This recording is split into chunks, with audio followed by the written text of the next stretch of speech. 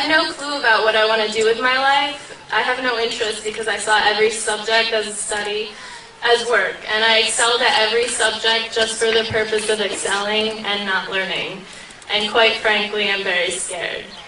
John Taylor Gatto, a retired school teacher and activist critical of compulsory schooling, asserts, "We could encourage the best qualities of youthfulness, curiosity, adventure, resilience, the capacity for surprising insight simply by being more flexible about time, texts, and tests, by introducing kids into truly competent adults, and by giving each student what autonomy he or she needs in order to take a risk every now and then." But we don't do that. Between these cinder block walls, we are all expected to be the same. We are trained to ace every standardized test, and those who deviate and see light through a different lens are worthless to the scheme of public education, and therefore viewed with contempt. H.L. Mencken wrote in the American Mercury for April 1924 that the aim of public education is not to fill the young of the species with knowledge and awaken their intelligence. Nothing could be further from the truth. The aim is simply to reduce as many individuals as possible to the same safe level, to breed and train a standardized citizenry, to put down dissent and originality. That is the aim in the United States. To illustrate this idea, doesn't it perturb you to learn about the idea of critical thinking? Is there really such a thing as uncritically thinking? To think is to process information in order to form an opinion. But if we are not critical when processing this information, are we really thinking? Or are we mindlessly accepting other opinions as truth? I must retrain myself and constantly remember how insane this ostensibly sane place really is.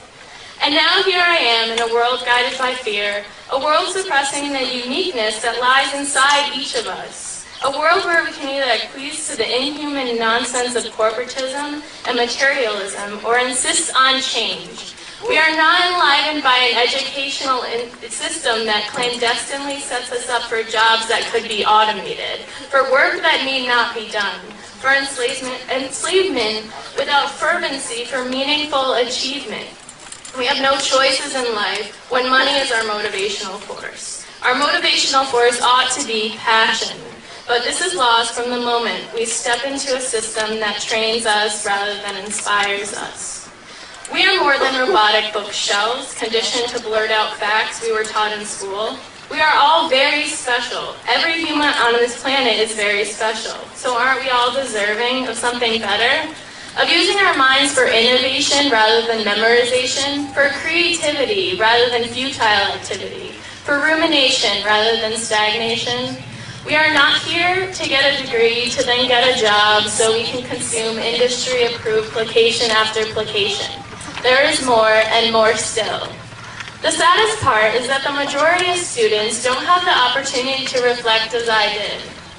The majority of students are put through the same brainwashing techniques in order to create a complacent labor force working in the interests of large corporations and secretive government.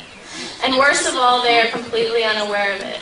I will never be able to turn back these 18 years. I can't run away to another country with a different education system, perhaps meant to enlighten rather than condition. This part of my life is over, and I want to make sure that no other child will have his or her potential suppressed by powers meant to exploit, and control.